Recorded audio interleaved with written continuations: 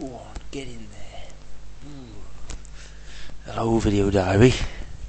How are you today? Are you alright? I'm alright. I fell off my bike today though again. I keep falling off. I can't stay on it. So, trying to think. Let's start from the beginning. Last time we spoke, Video Diary, I'd had trouble with the policeman and with hitting the bike, hitting the car and the bus. Well, I was laughing, wasn't I, because I damaged the bus and the car. Well, karma got me, because the day after, as I carried on through Jaffa, I fell off twice. First time I pulled into a restaurant, car park, and didn't like the look of it, so I thought, I'll do one of them Tom Cruise Mission Impossible 2 spin around with a gun the throttle on the back wheel, spins around all dramatic. But instead, I give it some gas and the front wheel just slid on some mud and I fell off in front of everybody else who was eating. I was going to leave, but I had to stay because I was too embarrassed to just ride off. I went in, played it cool, and then a bit later on, I was undertaking a bus because I don't know what it was doing, but I went off the road to undertake it. And when I came back on, my wheel slipped on the lip back up to the tarmac, and my back wheel spun around, and I fell off in the middle of the road, and like doing a little donut. I had to pick my bike up while traffic waited for me. Oh, I felt a dick. And then, as they say, bad luck comes in threes. I stayed in a hotel that night.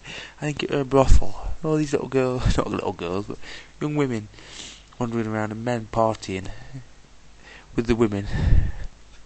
I just kept my head down and kept setting my alarm every hour or two just to get up and check on my bike. But it was alright. It was alright. So the next day we rode. I can't remember what happened. Something happened that day. I think we rode to the ferry. That was it. We go to the ferry. We went to Sumatra. We got to Sumatra, which is very nice. Roads are straighter than Java, so we made a bit better progress. And I pulled into a service station, and I met these lovely gentlemen and ladies from a motorbike club in Jakarta who were on a bit of a tour. So we got chatting, and they said, "Do you want to come for coffee?" I said, "Yes, I'll come for coffee." And then we had a coffee, and they said, "Do you want to come? We're meeting some other friends, some other clubs tonight in this town, about an hour or so away. Would you like to come with us?" I said, "Yes, it'd be very nice." So off we set. Chalk and cheese. There, they've got elbow pads on, knee pads, leather jackets, big boots, police sirens, police lights. One girl had this big, luminous vibrator-looking thing, lightsaber, that she sort of waved at traffic to slow down, and they had big sirens and everything. And I had to follow third. I was third in procession of about 8 or 9 bikes, and I felt a real prick, VIP, very important prick. Woo! It's me normally, just keeping my head down, riding alone solo. Oh, it is. Oh, Jesus Christ! Every time, like any car would look to pull out, whoa, sirens! Oh no! But like, the main guy was flashing everybody down. Move over. Oh God, please! And when people look at me, I'm like, I'm not with them. I've got lost. I just happened to be in their convoy.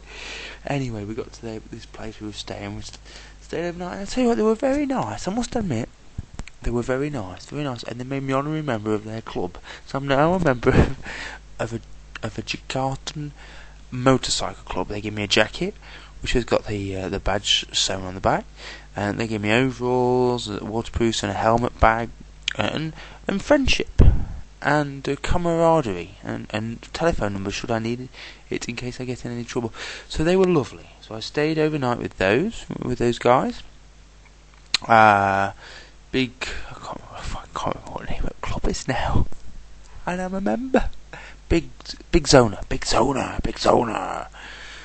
So we stayed with them, and then Sunday I got up and rode like the wind across Sumatra.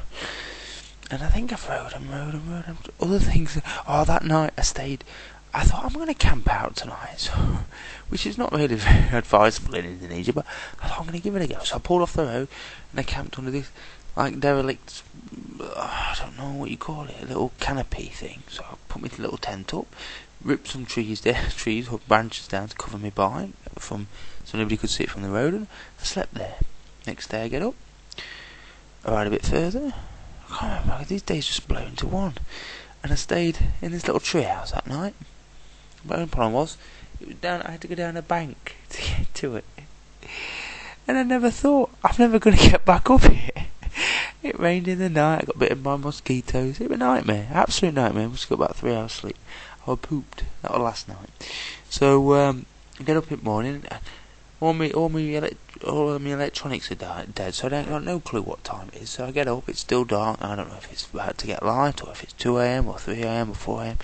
But it's raining. I think, God, I'm never going to get up that bank if it carries on raining. I better make a move. So I pack my tent up and sleeping bag and everything, get ready. Try and get up this bank. I can't get up this bank. I have so many attempts.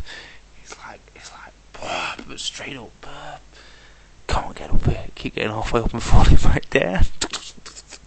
Tumbling back down. Oh, bugger me. I'm stuck. And by now it was getting light, and people must have seen me. Well, nobody stopped to help. Oh, rest of the time, these Indonesians, all they want to do is talk to you and ask you where you're going, but not now. Nobody stopped to ask me now where I'm going, because I said, I'm up this bank, wanting to go up this bank. Could you help me? And then he gone, no. So nobody stopped to help me. So, on my fourth attempt, I got it halfway up, and from then, all I had to do, I emptied out all the panniers in the box, make it a bit lighter, and then I just had to Uch it up. Oh, God, it killed me. I was dripping with sweat by the time I got to the top. Absolutely knackered. Then it gets to the top, bike won't start. Dot, you bitch. I was absolutely furious. Come on, Dot, start. She would not start. I think because she'd been on a side for that long with the petrol going, she just flooded. She would not start. Oh, she's been a bit cantankerous recently, Dot. She's outside, she can't hear me, but she's doing my head in. To be honest, we're having a bit of a tiff. She's been a bit cranky and making funny noises. I think she's that time of the month. She's even gone off sex, so it must be bad. Anyway, so we can't get it going, so I start pushing. I think I'm not just going to stand outside looking like a real plonker. I want to push, so I start pushing, and the guy stops at last. The guy stops. Can't speak a word of in English, and I can't speak a word of Indonesian, but we sort of, figure out what's wrong, and we change spark plug, and that doesn't work. But then he bump starts me, pushes me, poor bugger, pushed me about 5 kilometres, and I'm like giving it throttle, and he's pushing, and it's come on, Doc, come on, bloody hell, just start, would you start, you bitch, start. Costing to like what? Finally, we're off. Turn around, say thank you to the chap, put my helmet on. Say terima kasih, which is the only word I know, which is thank you. And we ride on and on, all bloody day long. Which is all we've done. So we're past halfway across Sumatra. Dot's making these funny noises still, ticking, tick. No, I don't know what's up with her. I've got my handbook out. I'm going to have a look and fiddle with her in the morning. Get my hand up her blouse. And then I fell off. Again. First time in a few days. I was following this guy on a motorbike, and he was behind a lorry. Lorry starts to brake, he starts to brake, and his back wheel slips all over the place. And he pulls over. Must have been a bit shaking. Looks, checks his back end. I think he thought he might shit himself. So I'm chuckling to myself, thinking, oh, you daft sod. That'll teach you. Well, lorry brakes for me, doesn't it? Instead of my back end slipping out, my front end does. So my front end just whooshes underneath. And me and Doc just go pirouetting down the road. It was fine though, we weren't going very fast. And Dot's got these braces and panniers, just, it's nice, it gives it a bit of protection, bit of padding, maybe bumper bars. So we spin down the road, and I'm just picking bike up when Guy Hour laughing at comes past and toots at me.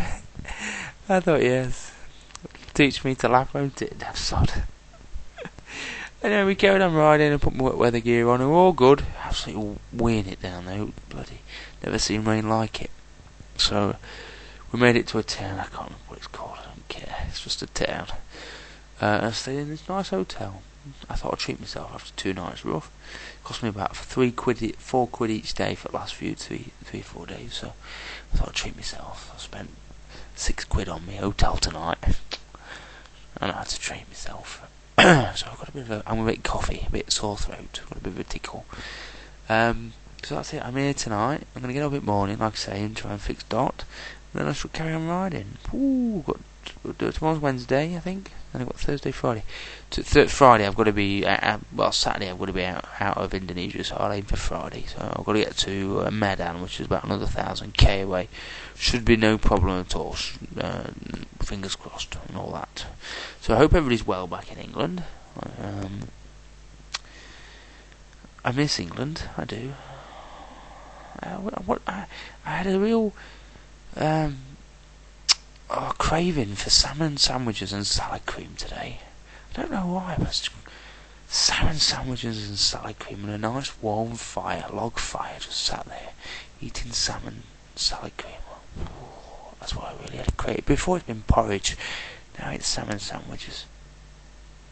One day, we shall beat it. But for now, I'm still beating Indonesia, and I shall beat it. I shall crack that egg of Indonesia. So we're nearly home, and I'm going to go to bed. Cause look at my eyes, I'm very tired. Ooh, I'm going to go to bed. Alright, I'll see you in the morning. Ta-da! Good night!